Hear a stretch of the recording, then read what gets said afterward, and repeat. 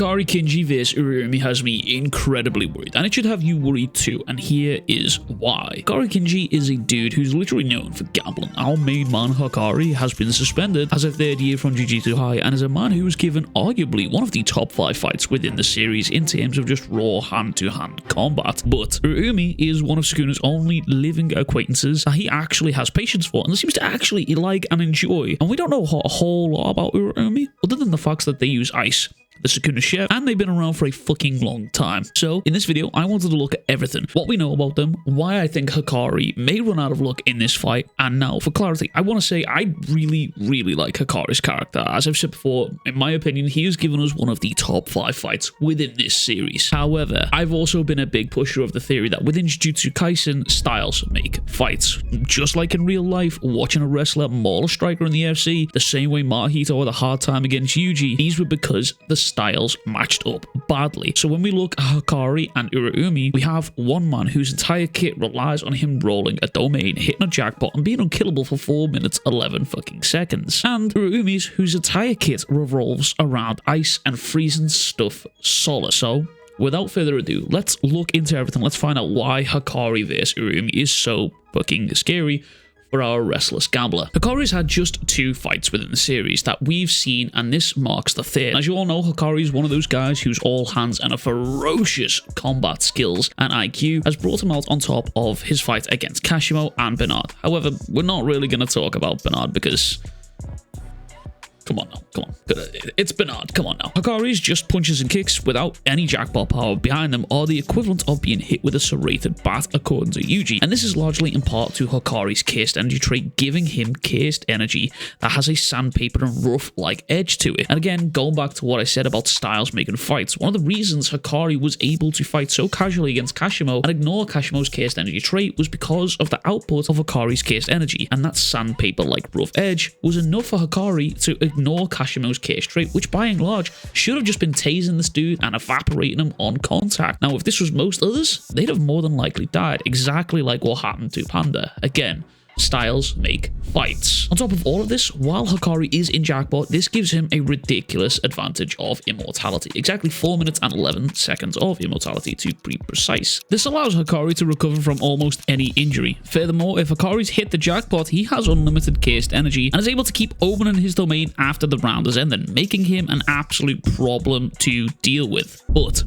how do you deal with someone that is unkillable? You stop their movement, and a prime example of something similar here is Gojo Satoru. Kijaki recognized that Gojo was unkillable and just too damn strong for the average mere mortal to fight, and decided the best course of action was to stop his movements and seal him in the prison well. And I believe that we're going to see something similar in this kind of situation with Hakari versus Uraume, but rather than sealing him in the prison realm, we'll see Hakari being sealed in ice consistently until said jackpot runs out. Now you might be wondering, how the fuck is Uraume going to do that?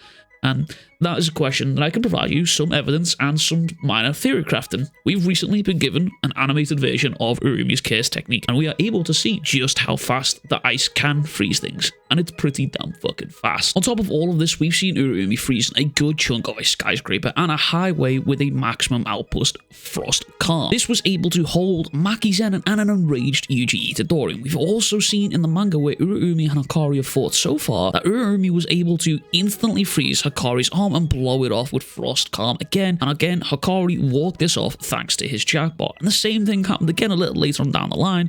Uraume froze Hakari's leg, and this psychopath sacrificed his own leg, grew it back, and proceeded to drop Uraume into next fucking week, with Uraume even mentioning how Hakari's reverse case technique is even faster and greater than Gojo's and Sukuna's, which, correct me if I'm wrong in the comments down below, but I think this is the first time anyone in the series has been said to do something better than both Sukuna and Gojo. That's a pretty insane feat. However, it's here where my concerns lie for my boy Hakari here. Uraume mentions how they'll stop treating Hakari as a human and they'll crush Hakari with everything that they have. Uraume is someone who is familiar with isolating parts of bodies of chaos spirits, something that must take an incredible amount of precision and knowledge and know-how to do. And I'd also be willing to bet that Uraume has a good understanding of reverse chaos technique, considering they're also able to do it themselves and they've been around for a long time, and their teacher, well, their mentor, is pretty much Sukuna. And like everything in Jujutsu Kaisen, everything seems to have a counter. Now, unless you're Sukuna, in which case you're literally fucking God, then almost every technique in the series has a counter in some way, shape, or form. Kashimo understood that destroying Hakari's brain would stop the RCT, and that was the key, and was almost successful in doing so. However, Hakari stopped him in 2 parts. Hakari healed his own brain while simultaneously pushing out Kashimo's chaos energy through his nose.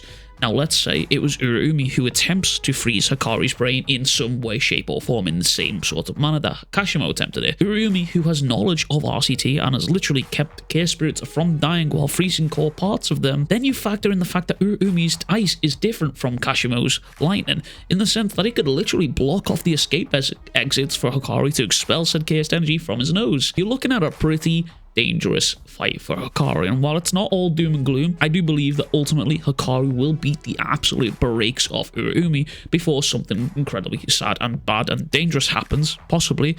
I believe Uraume's chances at winning at victory here will be during the down period between jackpots. One flash freeze on Hakari that stops the domain from opening could spell serious trouble for the restless gambler. Anyway, that's everything from me. I just wanted to get on here and talk about the fight, as it's something that has got my interest right now. The whole power scaling thing isn't something that I do a whole lot of here on this channel. I'm not even sure this counts as power scaling. I think this would be more theory crafting here, but you let me know in the comments down below your thoughts on the fight and the concerns that I have for Hakari. Do you think I'm just absolutely waffling, or do you agree? Do you think it's a scary matchup here?